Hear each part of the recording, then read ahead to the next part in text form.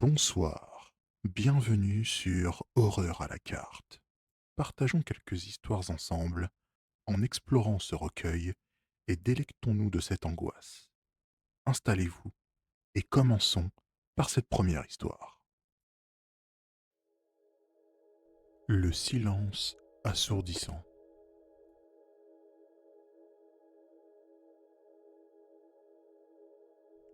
Je m'appelle Ethan, j'ai 17 ans et je vis à Portland, dans l'Oregon. La nuit est tombée depuis 1 heure et la maison est plongée dans un silence assourdissant ainsi que dans le noir à cause d'une coupure de courant dans le quartier. Je suis allongé dans mon lit, incapable de dormir.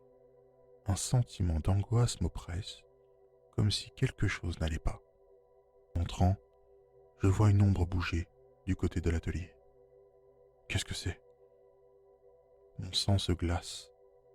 Un homme est là, devant l'établi, le dos tourné vers moi. Il est grand et habillé en noir. Il semble fouiller dans les affaires. Je suis terrifié. Je ne sais pas quoi faire. J'ai envie de crier, de courir, de me cacher. Mais je suis figé. Impossible de bouger. L'homme se retourne d'un coup et me fixe dans les yeux. Ses yeux brillent dans l'obscurité. C'est un visage que je ne reconnais pas. Que fais-tu là? Demande-t-il d'une voix rauque. Je ne sais pas quoi répondre. Je suis tétanisé par la peur. Qui êtes-vous? Tu sais très bien qui je suis, hurle-t-il. Il se précipite vers moi, un couteau à la main. Je suis paralysé par la peur. Je vais y passer. Je ferme les yeux, et là, un hurlement déchire la nuit. Mais ce n'est pas le mien. Mon père entre dans le garage, suivi de ma mère et ma petite sœur Sophie, blottie dans ses bras. Ce hurlement était celui de ma mère, envoyant mon père foncer vers l'homme pour l'empêcher de me planter. L'intrus recule d'un pas, surpris. Mon père, malgré sa stature athlétique, ne fait pas le poids face à ce type visiblement plus jeune et armé. La tension est palpable. Je sursaute d'un coup. Ma mère, comme mue par un instinct primitif, lance une casserole lourde vers l'intrus. Elle manque de peu, mais ça le déséquilibre. Sa main tremble et le couteau tombe par terre. Mon père en profite pour charger. Il fonce sur lui, le plaquant au sol dans un combat désespéré. Ils se battent, sans que l'un ou l'autre prenne l'avantage. La lumière de la lampe torche que tient ma mère s'affaiblit et s'éteint finalement, nous plongeant dans le noir absolu. Ce sont des coups sourds et des insultes remplissent le garage. La panique m'envahit. Je veux aider mes parents, mais je suis aveugle. Une vague de frissons m'envahit en sentant vibrer dans ma poche. Mon téléphone. Avec les doigts tremblants, je déverrouille l'écran et active la lampe torche. La lumière révèle la scène chaotique. Mon père qui continue de se battre avec l'intrus. Ma mère tenant Sophie à distance, son visage maculé de larmes. Appelle la police! Me crie-t-elle. Sans réfléchir, je compose le 911, en mode main libre, me rapprochant de la bagarre tout en tenant la lumière braquée sur eux.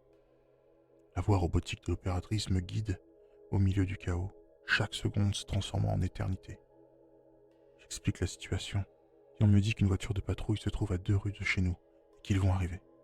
Enfin, des bruits de sirène perçant dans la nuit. Une vague de soulagement m'envahit, même si les lumières rouges et bleues qui illuminent le garage sont un témoignage glaçant de l'horreur que nous venons de vivre.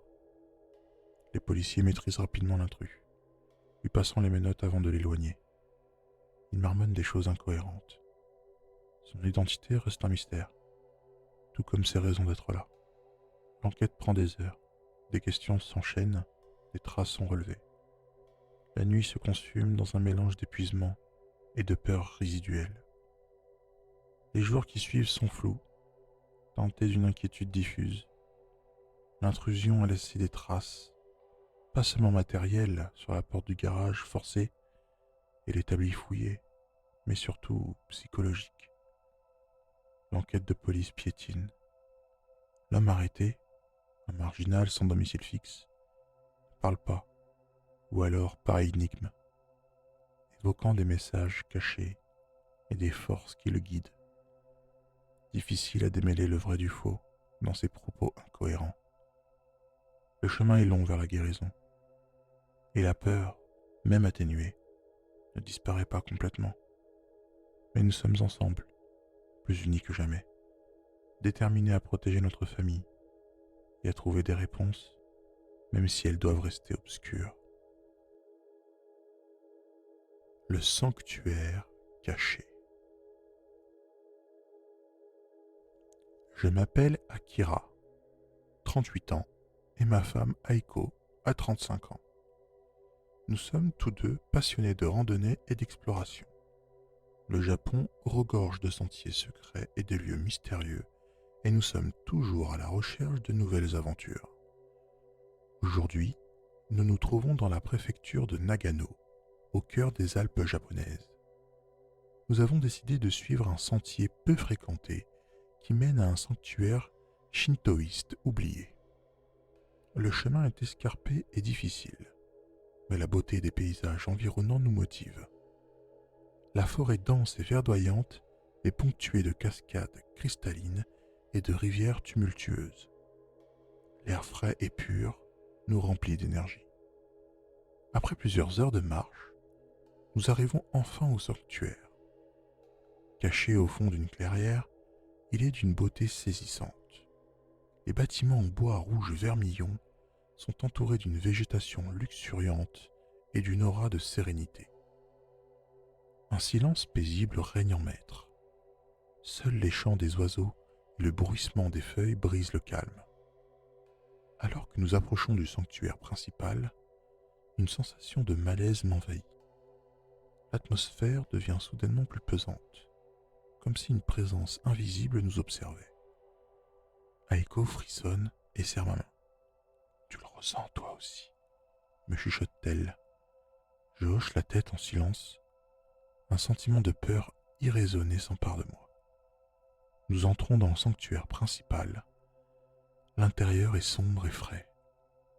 Une statue de pierre imposante représentant un dieu guerrier nous domine.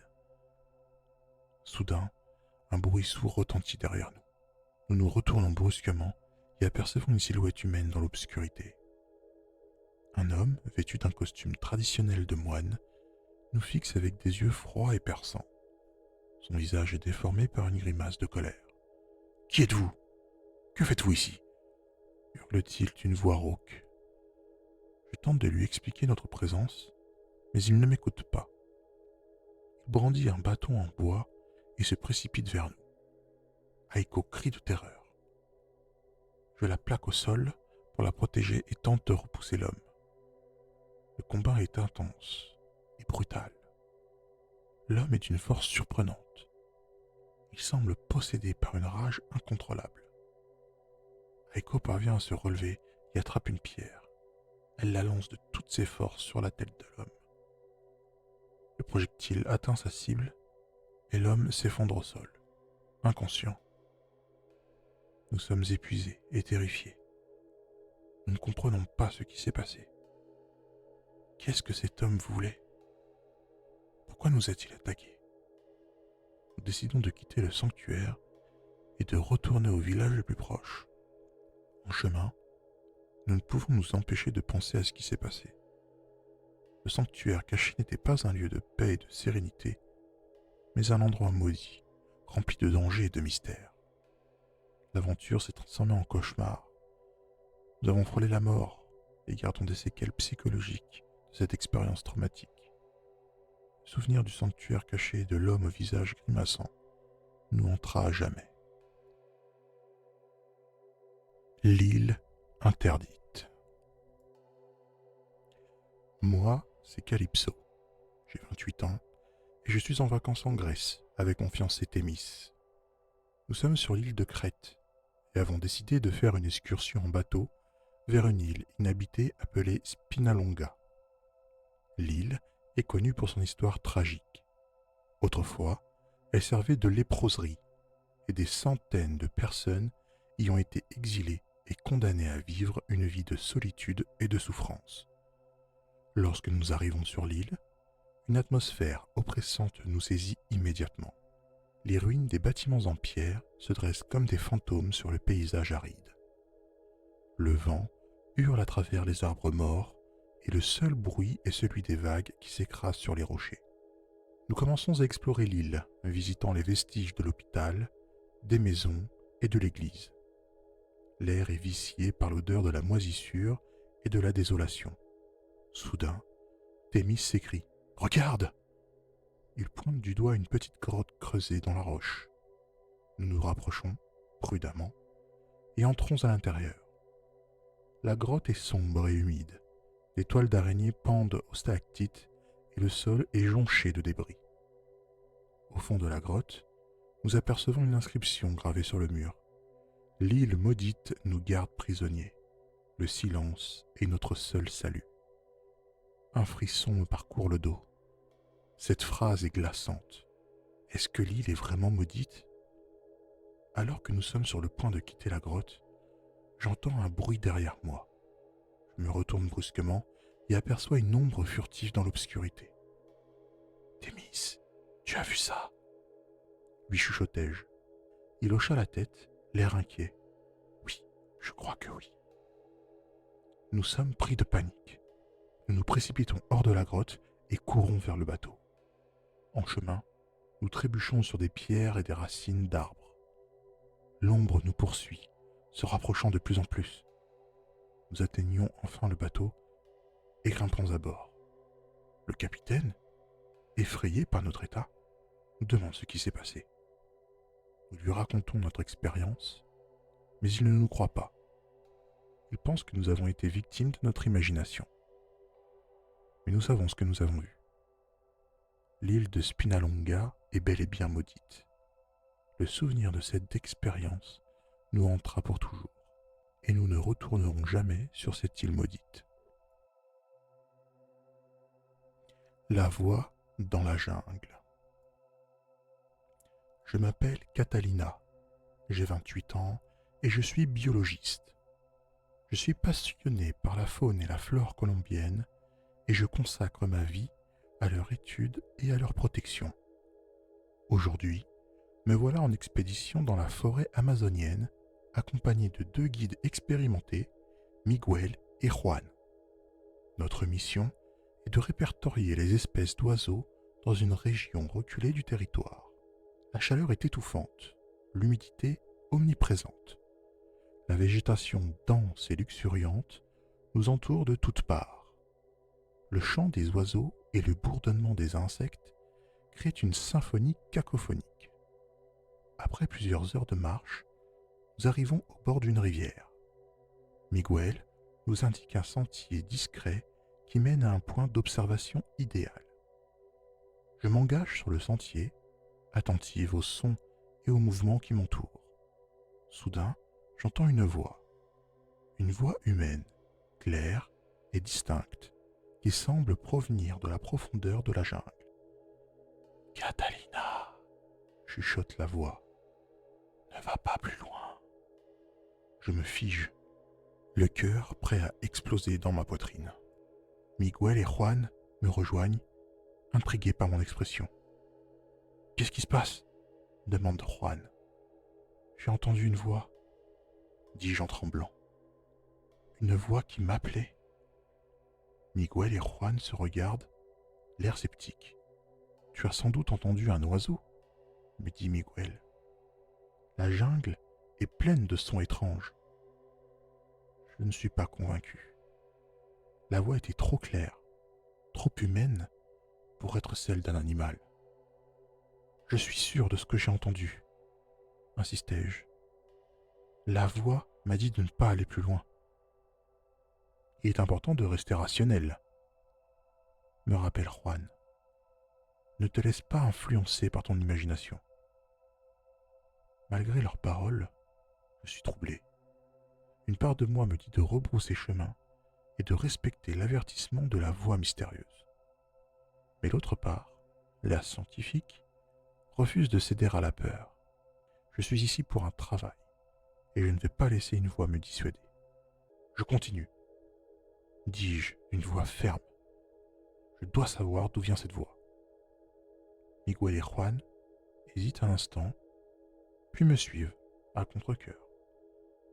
Le sentier devient plus étroit et plus difficile à suivre. La végétation est si dense que la lumière du soleil peine à entrer. Soudain, la voix retentit à nouveau. Cette fois, elle est plus proche et plus menaçante. « Retourne-toi !» hurle la voix. « Pars avant qu'il ne soit trop tard !» Je me précipite en avant, ignorant les avertissements de la voix. Je dois découvrir la vérité. Le sentier débouche sur une clairière.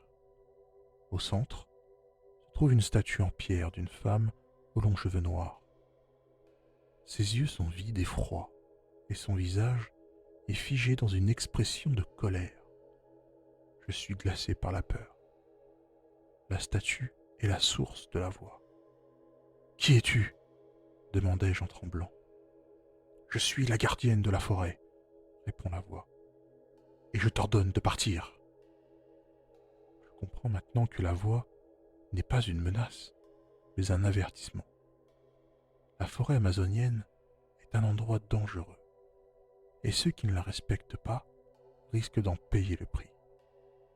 Je m'incline devant la statue en signe de respect. « Je suis désolé d'avoir dérangé ton domaine, » dis-je. « Je m'en vais. » Je fais demi-tour et quitte la clairière suivi par Miguel et Juan. Alors que nous nous éloignons, j'entends la voix, une dernière fois. « Tu es la bienvenue ici. Tu es la bienvenue ici, » murmure la voix. « Mais n'oublie jamais que la forêt est un lieu sacré. » Je ne suis pas sûr de ce que j'ai vécu ce jour-là. Était-ce une simple hallucination ? Ou ai-je vraiment rencontré la gardienne de la forêt ? Quoi qu'il en soit, une chose est sûre, je ne retournerai jamais seul dans cette clairière. L'expérience m'a marqué, elle a laissé une empreinte indélébile dans mon esprit. Le souvenir de la voix résonne parfois dans mon sommeil, un mélange de crainte et de fascination. L'expédition s'est achevée sans autre incident étrange, même si l'atmosphère demeurait lourde d'un certain mystère à mesure que nous approchions des villages.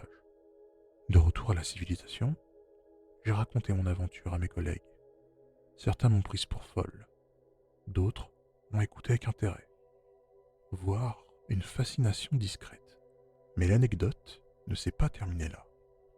Quelques semaines plus tard, je suis tombé par hasard sur un vieux grimoire dans une librairie poussiéreuse. Son contenu, rédigé en espagnol ancien, parlait des légendes de la forêt amazonienne, notamment d'une gardienne protectrice, un esprit veillant sur la faune et la flore. L'illustration accompagnant le texte représentait une statue de femme à l'identique de celle que j'avais vue. Mes poils se sont dressés sur mes bras et un frisson a parcouru mon échine. Ce livre a approfondi son mystère à mes yeux. La voix était-elle vraiment la gardienne légendaire ? Si oui, quel message essayait-elle de me transmettre ? La réponse reste floue, perdue dans la brume de la jungle. Cependant, une chose est devenue claire. Cette rencontre a transformé mon approche de mon travail. Désormais, je ne me considère plus seulement comme une observatrice de la nature, mais comme une invitée respectueuse de son sanctuaire. La forêt amazonienne recèle des secrets qui dépassent notre compréhension, et il est de notre devoir de la protéger pour les futures générations. Et chaque fois que je me retrouve dans la nature, un sentiment de vigilance subtile m'accompagne, mêlé à un léger espoir d'entendre à nouveau la voix, non plus comme un avertissement, mais comme un signe de gratitude pour mon respect de son royaume. Le village caché. Je m'appelle Harry, j'ai 34 ans et je suis anthropologue. Le Congo m'a toujours fasciné par sa culture riche et ses traditions ancestrales. Aujourd'hui, me voilà en plein cœur de la forêt tropicale, à la recherche d'un village de pygmées dont personne ne connaît l'existence. Mon guide, un homme robuste du nom de Mboka, me guide à travers la végétation dense et humide. La chaleur est accablante et chaque pas est un effort.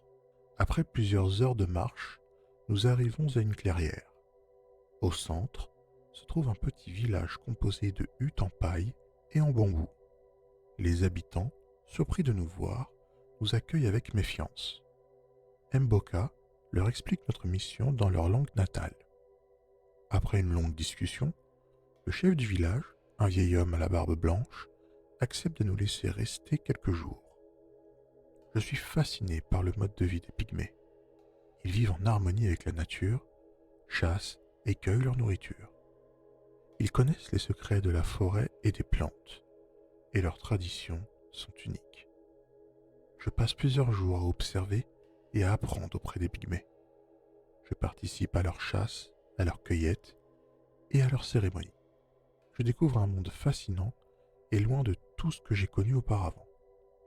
Un soir, alors que je suis assis autour du feu avec les villageois, je les entends parler d'un endroit mystérieux, un endroit interdit, où personne ne doit se rendre. Je suis intrigué et je demande à Mboka de me traduire ce qu'ils disent. Il me raconte que selon la légende, cet endroit est habité par un esprit maléfique qui dévore les âmes des humains. Je suis fasciné par cette histoire et je décide de me rendre sur place, malgré les avertissements des villageois. Le lendemain matin, je quitte le village et m'enfonce dans la forêt. Je suis seul et la peur commence à m'envahir. Après plusieurs heures de marche, j'arrive à une grotte sombre et profonde. L'air est froid et humide, et une odeur de soufre me chatouille les narines. J'hésite à entrer, mais ma curiosité est la plus forte. Je prends une grande inspiration et je franchis le seuil de la grotte. L'obscurité est totale. Je progresse lentement, à tâtons. Soudain, j'entends un bruit derrière moi. Je me retourne et je vois une silhouette immense se dessiner dans l'ombre. Je suis terrifié. Je veux courir, mais je suis paralysé par la peur. La silhouette s'approche de moi. Je distingue des yeux rouges brillant dans l'obscurité. Je ferme les yeux en attendant le pire, mais rien ne se produit. J'ouvre les yeux et je vois que la silhouette a disparu. Je suis soulagé, mais aussi troublé. Qu'est-ce que j'ai vu? Est-ce que j'ai eu une hallucination? Ou était-ce l'esprit maléfique dont parlaient les villageois? Je ne sais pas, mais une chose est sûre, je ne retournerai jamais dans cette grotte. Je repars au village et raconte mon expérience aux pygmées. Ils sont étonnés et me disent que j'ai eu de la chance de survivre. Je quitte le village quelques jours plus tard, le cœur rempli de gratitude pour l'accueil des pygmées et les connaissances qu'ils m'ont transmises. Je n'oublierai jamais cette expérience unique et les mystères de la forêt tropicale. J'espère que ces histoires vous auront donné quelques frissons. Si cela ne vous a pas trop effrayé, n'hésitez pas à commenter et à rejoindre la communauté. Et surtout, pensez à verrouiller votre porte.